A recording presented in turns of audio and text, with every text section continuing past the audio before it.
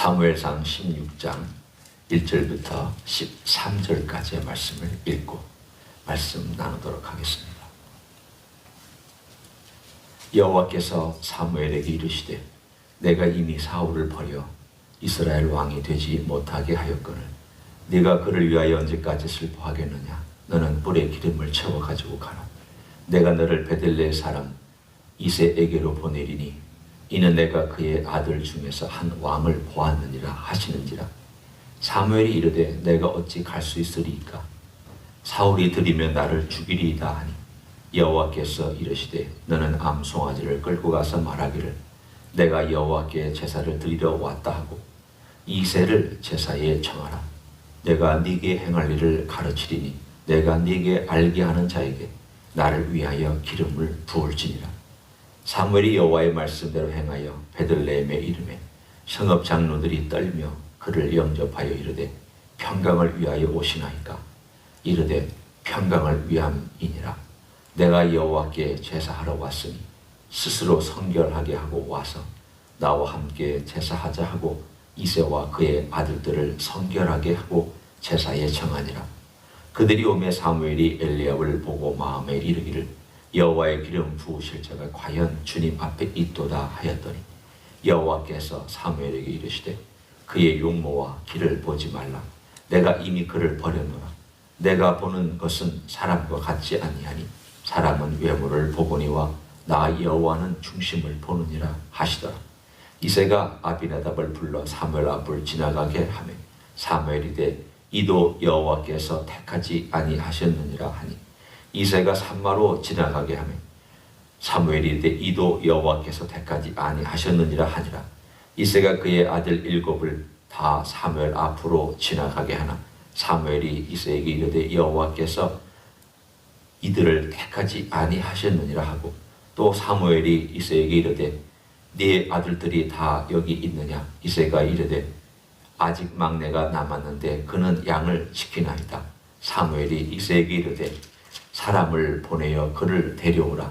그가 여기 오기까지는 우리가 식사 자리에 앉지 아니하겠노라. 이에 사람을 보내어 그를 데려오매 그의 빛이 붉고 눈이 빼어나고 얼굴이 아름답더라. 여호와께서 이르시되 이가 그니 일어나 기름을 부으라 하시는지라.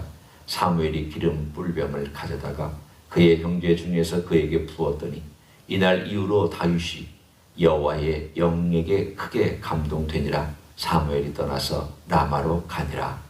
아멘. 15장의 사건 그리고 16장의 사건은 크게 대조가 됩니다.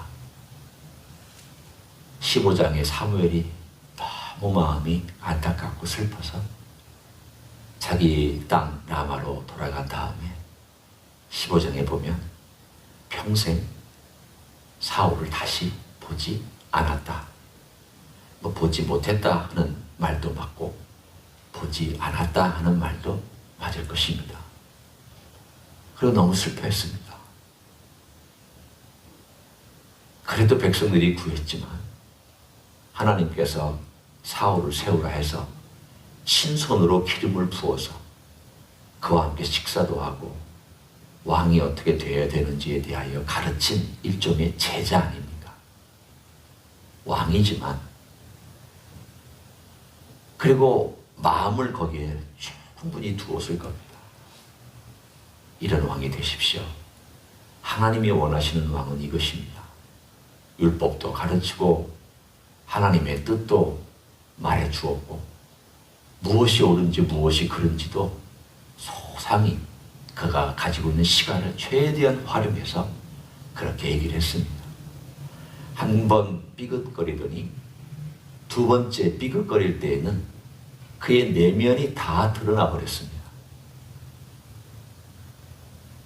사람은 어떤 위급한 상황이 되면 그 속에 있는 것들이 나오게 되어 있습니다. 결국은 사울이 짧은 기간이지만 왕으로서 그가 머물러 있었던 그 짧은 기간 40년에 비하면 짧은 기간 그 기간 동안에 그가 그 전부터 쌓아왔던 그의 실력이라고 하면 실력이라고 할 수 있는 것 그의 영성이라고 하면 영성이라고 할 수 있는 것, 혹은 그의 본질이라고 얘기하면 본질이라고 얘기할 수 있는 것이 다 그대로 드러났습니다. 너무 슬퍼서 이 어쩔 줄 모르고 있는 사무엘에게 오히려 하나님께서 역으로 너 그만 슬퍼해라. 너 왜 자꾸 울고만 있느냐? 너 사울 때문에 그렇게 슬퍼하고만 앉아있겠느냐?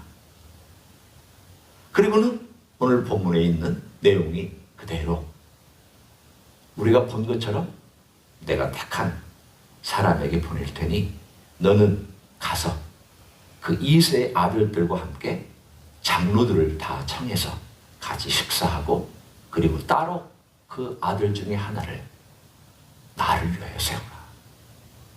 오늘 여기에 중요한 표현이 하나가 등장합니다.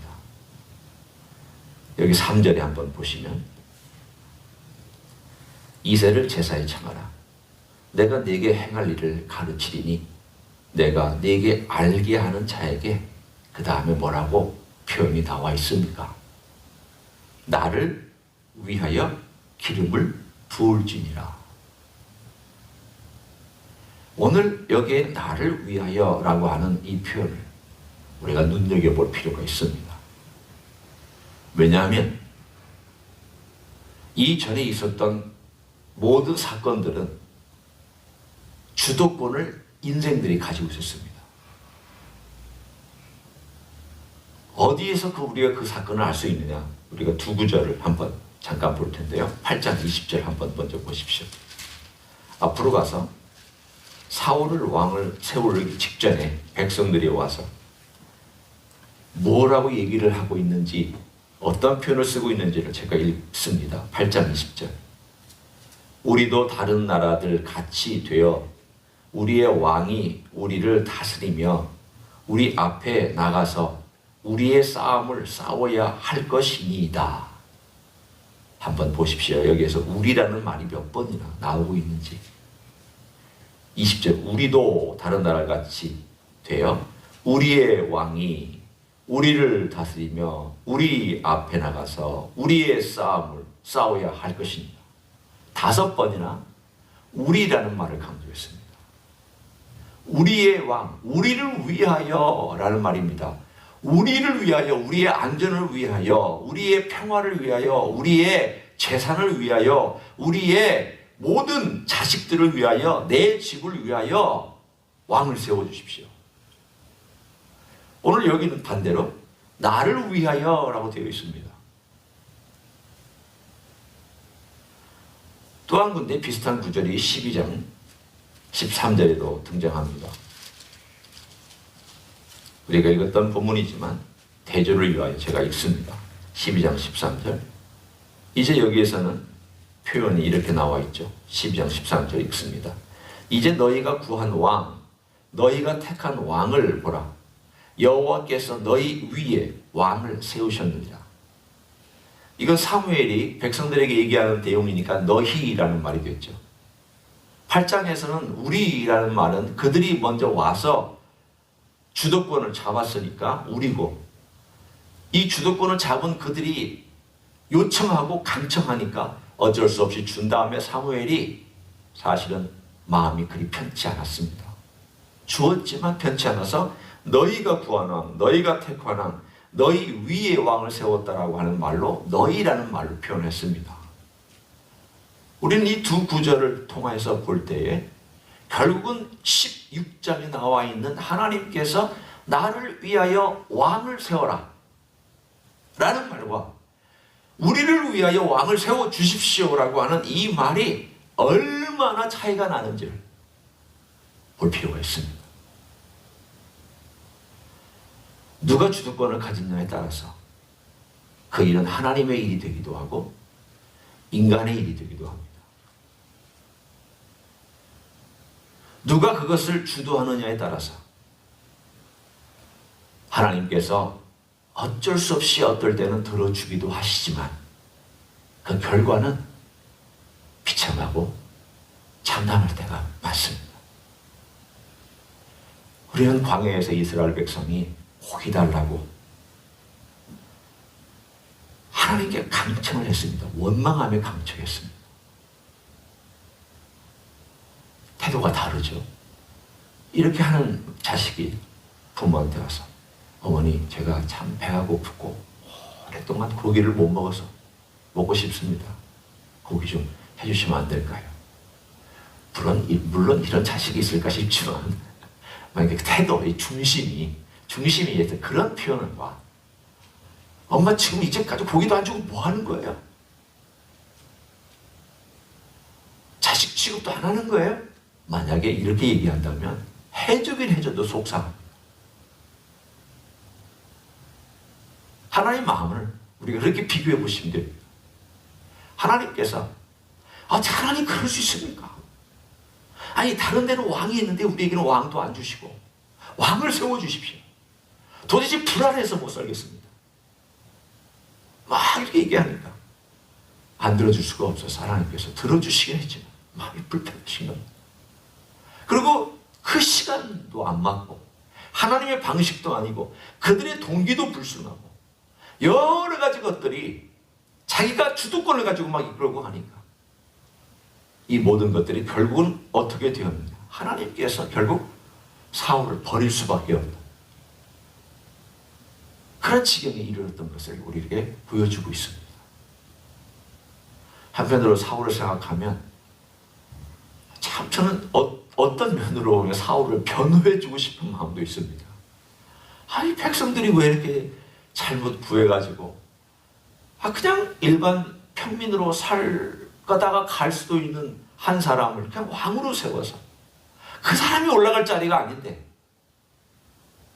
그 사람이 그 자리에 가면 안 되는데 그 자리에 올라가서 이렇게 되었는가. 한편으로는 그런 옹호와 변호를 해주고 싶은 마음이 들기도 합니다.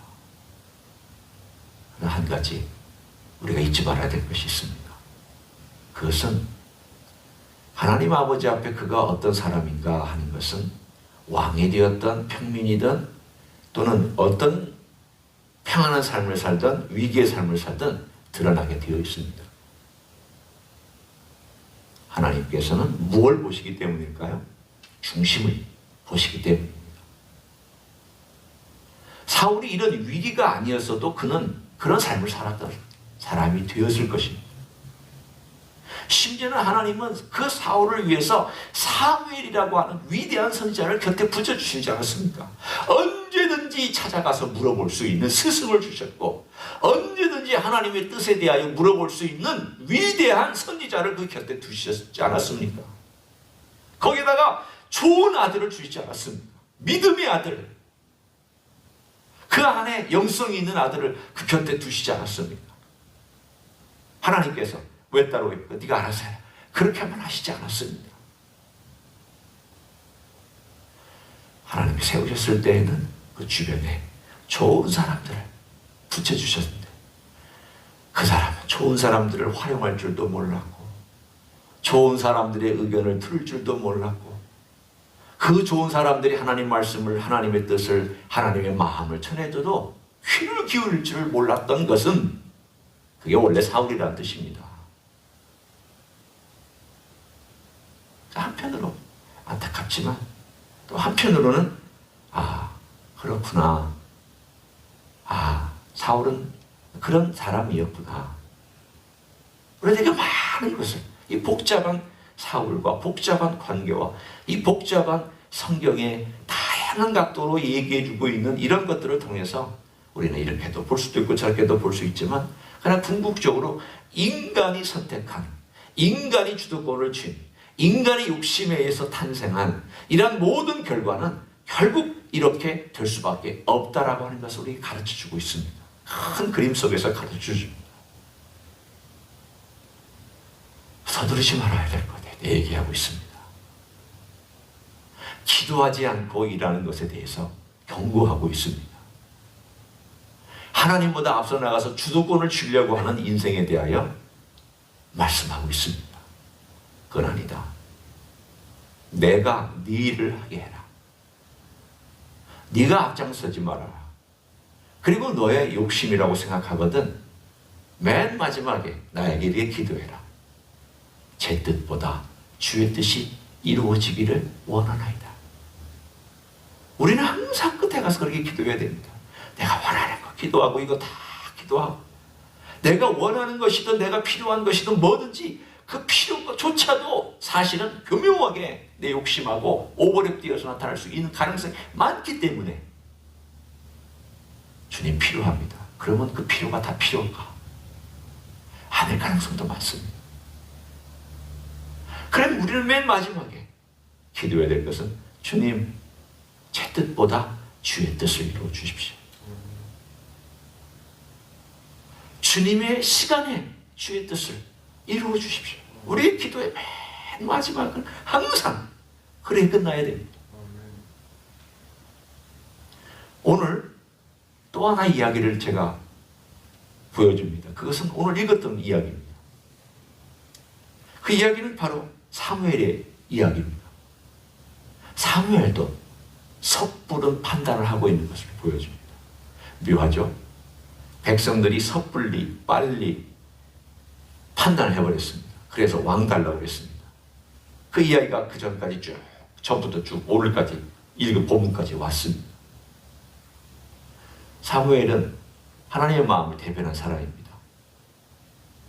기도하는 사람입니다. 그런데 오늘 여기에 묘하게 우리에게 보여주는 구절이 있습니다. 바로 7절의 구절이죠.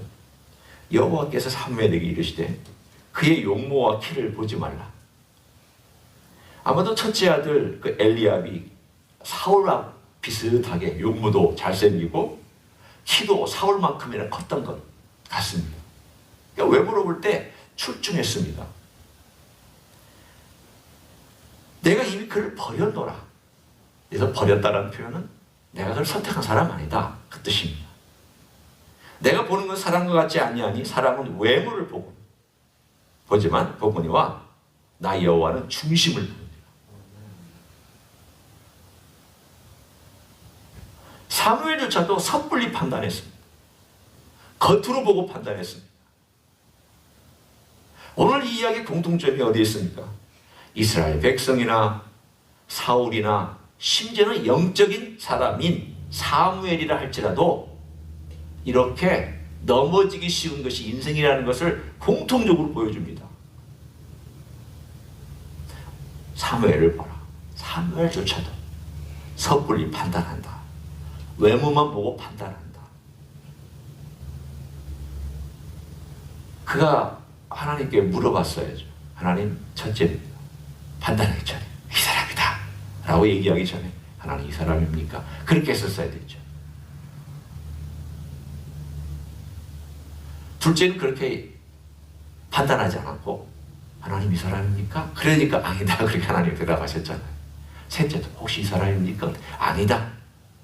다 지나가도록 7명 다 지나가도록 아니다.